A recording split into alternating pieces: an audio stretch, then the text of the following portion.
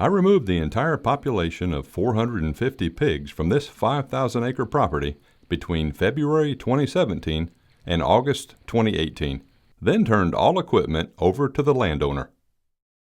Within 36 months, new pigs migrated from neighboring properties, reproduced, and replenished the population back to original 2017 numbers. This episode begins the new Flint River project and shares what I encounter in May of 2021 after being gone from this property for 34 months. Cameras are still shared with me on the Jaeger Pro app, and I notice a problem at multiple northern locations. Tripod feeders are on the ground at Fountain, West Landing Strip, and the Pines. I pull SD cards first at Fountain and noticed a red Poland China boar digging holes under each feeder leg. He appears to be using the feeder leg to shake corn from the hopper. I also notice zip ties have been used to secure each feeder leg to the T-post. This behavior continues for 30 minutes until he is joined by another pig the same size and color. The next photo is 30 minutes later with the feeder knocked down and a different Poland China boar on camera. A photo does not provide enough intel to know exactly what happened. Within a week, other pigs destroy the feeder hopper and spin cast motor. Zip ties become brittle from the sun and are not strong enough to support 180 pounds of corn. The landowner cost himself some money by not following best management practices for securing feeder legs to T-posts. I salvage the feeder legs, T-posts, and dinner bell, then erect a new bait site 75 yards away in a shaded staging area. An ice cam and 6-volt battery box is positioned 20 feet away to collect intel as I test another spin cast motor and hopper. Next, I observe SD cards at West Landing Strip to verify the same damage scenario. 2 boars are feeding after midnight under a tripod feeder. Then, the next photo shows the entire unit on the ground. Within a week, the same hamp boar shows up to roll the hopper away, while I continue to document several new sounders at each location. Once again, the shortcut of using zip ties cost another $200 in damage. The landowner found the feeder hopper about 400 yards away from the bait site. It was destroyed beyond repair with a large structural crack and hole. Again, I salvage what I can and position an ice cam with 6-volt battery box 20 feet away to collect intel. I test a new spin cast motor and hopper in the same location. Same scenario at the Pines with the same equipment damage, so I'll spare you the details for a third time. This is our recommendation. 12.5 gauge barbless wire comes in rolls like this of 1,320 feet. I've used this roll on every single gate and feeder that I've installed in the past 2 years, and I've only used about half. Let me give you a quick field tip. You can see here on my end gate I've got 2 marks. This is the exact length that I need for our gates and feeder legs. I can unroll this and knock out about 50 of these at one time in short measure. I lay it out here on my measurements. I take my bolt cutters, I snip it off at the right length, I give it a quick twist with my pliers, and I slide it inside my PVC pipe. This is a good way to carry 25 or so of these, where you can grab quickly instead of grabbing this whole entire spool of wire. You got all your wires pre-cut, save you time out in the field. Just a quick field tip to make your job as a hog control operator more efficient. An important note here is that I had given an employee my double-stranded 12-gauge wire tube to finish a contract.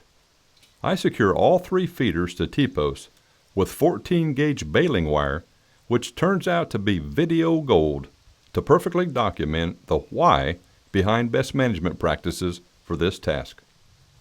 Video intel provides more detailed information than photos. The red Poland China boar has learned to dig a hole under each feeder leg, then lift it with his nose to shake loose corn kernels from the feeder hopper. It does not matter if a sounder devours all the corn when the feeder spins at dusk. He has learned a new behavior to access food at any time. He performs the same task at West Landing Strip, which earns him the nickname Forklift. Notice the baling wire is supporting weight without breaking on the near feeder leg. So he begins digging under the far feeder leg to see if it provides different results. The baling wire holds up to 3 weeks of abuse. Daytime footage shows all 3 feeder legs are still secure to T-posts. Forklift is persistent and begins working on the 3rd leg tonight, which is the 20th. You can easily observe that the leg is no longer touching dirt and full feeder weight is supported by the baling wire. The early morning video on the 22nd shows the baling wire slips past the leg seam intersection, allowing forklift to slide the feeder leg back and forth through the baling wire. By the 23rd, forklift has dug a giant crater under the near feeder leg, allowing baling wire to also slip past the leg seam intersection. Old forklift finally breaks the baling wire on the 24th. A non-galvanized wire bent back and forth enough times will eventually break. The next video, 5 minutes later, shows that he manages to break all 3 feeder leg wires within a month and is inches away from also turning this feeder over. This is the first time I've seen this. This boar is actually a learned behavior. Who knows how many feeders he's turned over. This is what happens when you use zip ties or baling wire to secure your feeder legs to T-post. Over the years, the baling wire rusts and breaks, the zip ties corrode from the UV of the sun. But the way we're going to fix this, we're going to use number 12 gauge galvanized wire. It's not going to rust. It's much thicker than baling wire. I'm actually going to pull these T-posts and put the feeder legs on good solid ground and then fill in these holes, and then we'll see if he turns it over whenever we have some number 12 galvanized wire on here. Use a puller to remove all 3 T-posts by placing the base at the bottom of the T-post on the spine side. Raise the puller handle all the way up, then place the C-collar under the lowest T-post stud it will reach on the opposite side. This tool applies leverage to easily raise T-posts out of the ground with little effort. Drive a 5-foot long T-post with the spine against the feeder leg at the seam intersection. Drive straight into the ground at least 24 inches. Wrap 12 gauge wire around feeder leg under the seam intersection. Twist with pliers to anchor between T-post studs. The completed task should look like this. Forklift moved his feeder demolition operations to the pines and dug a substantial hole overnight on the 28th. I recognize this Poland China boar from Fountain. He is digging under the far leg at 4:54 on July 2nd. The next video at 4:58 shows the far feeder leg bulldozed away from the T-post, which cracks the feeder hopper, allowing corn to spill on the ground.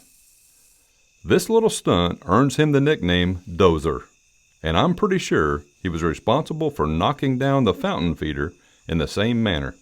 Be sure to subscribe and hit the notification bell to see how I surgically remove forklift and dozer from the Flint River project during our next episode.